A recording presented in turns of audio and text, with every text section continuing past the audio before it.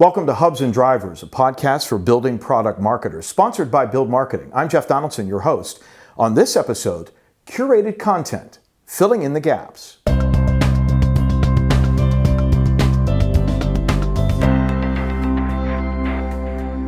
Follow this metaphor for a moment. If your building materials brand is a high-performance car, the fuel for that brand, for that engine, is content.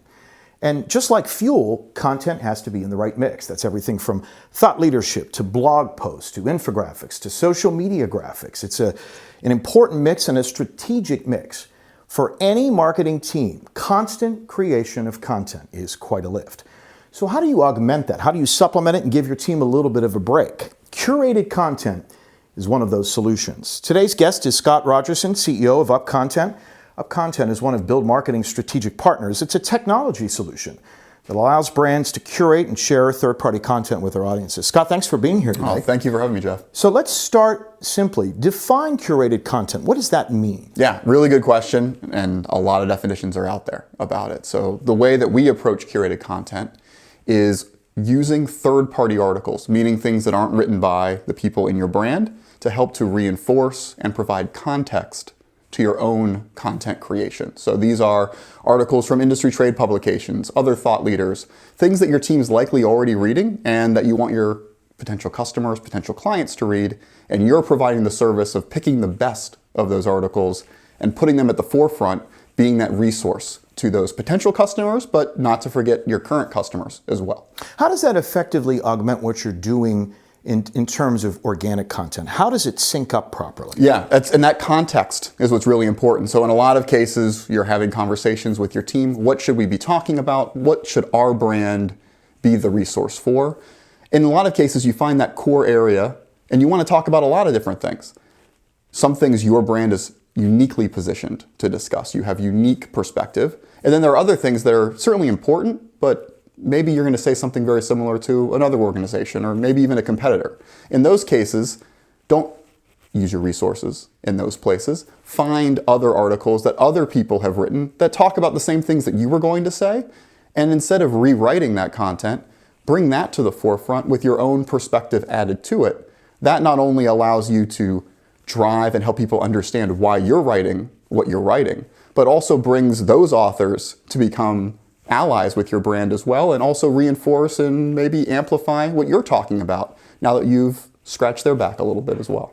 And in many ways, it can fill in that gap because content is something that has to be created constantly. And there is, as we were saying at the top, there's a big lift there. There's a lot of time, energy, and resources that have to be put into that if you're going to be building a solid content library for your brand. How does this fill in those gaps, and why is that valuable for a building materials manufacturer? Yeah, I think in a lot of cases, and in some cases depends on the notoriety that your brand may already have in the marketplace, particularly for newer brands or spin-off brands, or I'm launching a new product.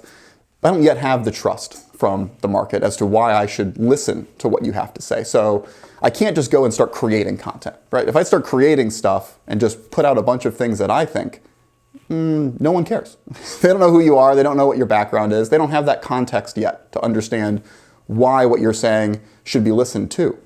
And so using third-party articles, it's a bit of a birds of a feather approach. Here's other articles that I think are important. These are the things that inspired us as a team to launch this new product or innovate in this direction. And then here's how we've innovated in that direction. The how certainly is your own content. The why, the understanding of the market, being that resource, showing that you know what's happening, those really should be third-party articles. But it doesn't just mean that this is only for small brands or newer brands. Even those more established brands have built that trust. They have that authority. And so they can even get more value by saying, look, it isn't always about us. It isn't always about our perspective. Mm-hmm. Here are some other things that we're seeing in the space right now that we think you should be reading. Maybe elevating some of those smaller brands who you do want to partner with, or that you see your product and their product aligning nicely together to provide a solution on the site. Those are things that in a lot of cases, we think of large brands as just having tons of resources and, they can just go and create everything. Not so, all right? Even if they could, we'd want to find those third-party articles, as you said, to fill in those gaps. Things that, again, yes, I could write it. I could do a video about it, but it's not core to me. It's not really what's important to my organization.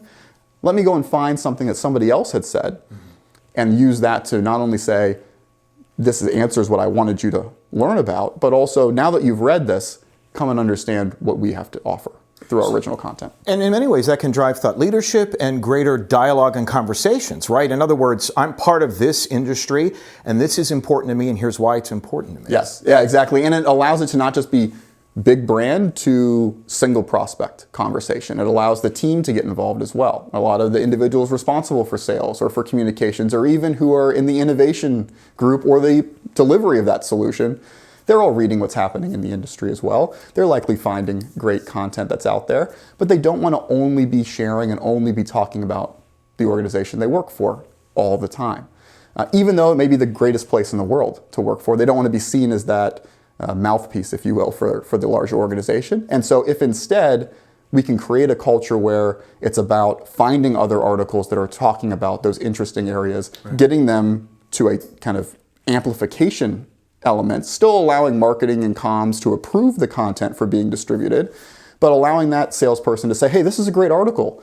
I can now share that on my own social media networks or put it into an email to this client or to this prospect saying, hey, this is why we're doing what we're doing. Here's a great article I think you should read. Even if it was the exact same as something that the brand wrote, it's a different context, right? It's me saying, hey, Jeff, this is an article based upon our last conversation that it resonated with me. I thought you'd be interested in it. When can we talk again?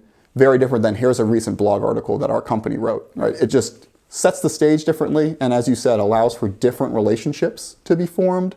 And when those relationships are there, then every time I send you an article from my organization, you know that I'm not just sending you everything. I'm strategically picking the right content. I'm curating. Yeah, in many ways, you're almost working to educate and extend the conversation. That's exactly right. Yeah. That's right. I'm that resource to help you make the right choice, the right decision, and I'm here to educate you, but not just with my own library, with the entire industry's library. So UpContent is a technology solution that allows brands to curate those third-party articles. How would a brand get started? And Build Marketing works closely with many of our clients, and they use UpContent to augment what they're doing on an organic content development side as well. So talk about how an organization, a building materials manufacturer, might get started with UpContent. Great. I mean, it starts with having a curation strategy, right? Which is why we're so excited to be partnering with Build. You still need that strategy. Just like every other technology out there, just having the tool doesn't let you know how to build the house. So you need someone with that blueprint. Once you have that understanding of the things that you've mentioned, the mix, what are the topic areas that are core to our organization that we really need to own? And what are those that are ripples out from there? Still important, still need to use to provide context. Those thematic areas, those ripples are what you then input into UpContent to say, these are the types of articles I'm looking for. Unlike some other tools, we've stayed away from having static categories, so we don't have just a construction category that every person who's using the tool selects construction and then all see the same articles, because we all have those different facets that we want to focus upon. So you would put those keywords into the tool. You then have a lot of opportunity for filtering that content, both based upon what the article's talking about, what region it's coming from, what publishers are writing about the article. Those filter views can be saved. Collaboration, as we talked about, is really important. What we don't want is just one person who's kind of the voice of the brand for all employees, but allowing different members of the team to provide their perspective is critical. And then from there, it's a very easy process to review the article from really any device. A lot of our customers are using mobile or tablet. Even if they're not leaving their desk, it just gives them a chance to sit back in the desk and read some content, but also feel productive at the same time. Easily approve the articles to wherever they want that to go. If it's a workflow approval, they can put it into what we call a collection.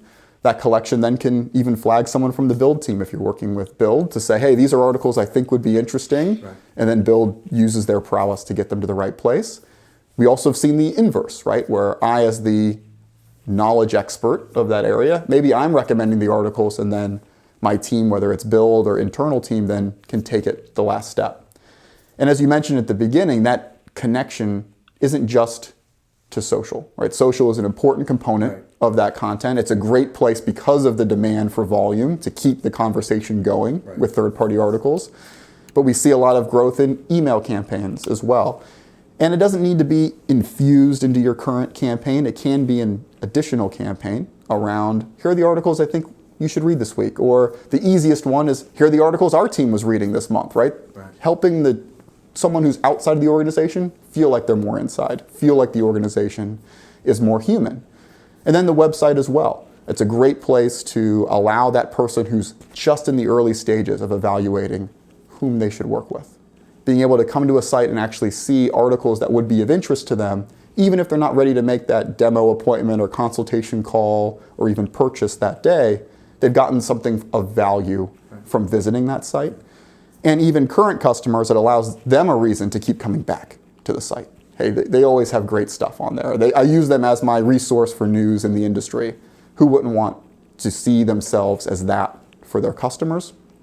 All of those are important components. And I think what's important to us, and we've seen this in our relationship, everyone uses different tools for distribution, right? So your site may be built on WordPress or Webflow or HubSpot or what have you. We've made it very important for our team as we were building this product to tie into all of those tools so that you're not having to make seamless. a CMS decision because you want to do curated content. It needs to tie into whatever email tool, whatever CMS you're using, whatever social tool you're using. And we want to support that process versus dictate how that process should be orchestrated. Scott Rogerson, CEO of UpContent, thanks for joining us today. Great conversation. Yes, thank you for having me. I appreciate it. So here's a sign that content is still king. According to a recent study by the Content Marketing Institute, 43% of B2B marketers say their 2021 content marketing budget increased, and 2/3 of that same group expect their 2022 budget to increase as well. Content is still king. Do you want to learn more about UpContent? Visit their website at upcontent.com. That's upcontent.com. Would you like us to cover a specific topic on Hubs and Drivers? Email us, reach out to us, ask us a question. info@hubsanddriverspodcast.com. Email us at info@hubsanddriverspodcast.com. That's all for this edition of Hubs and Drivers. I'm Jeff Donaldson. See you next time.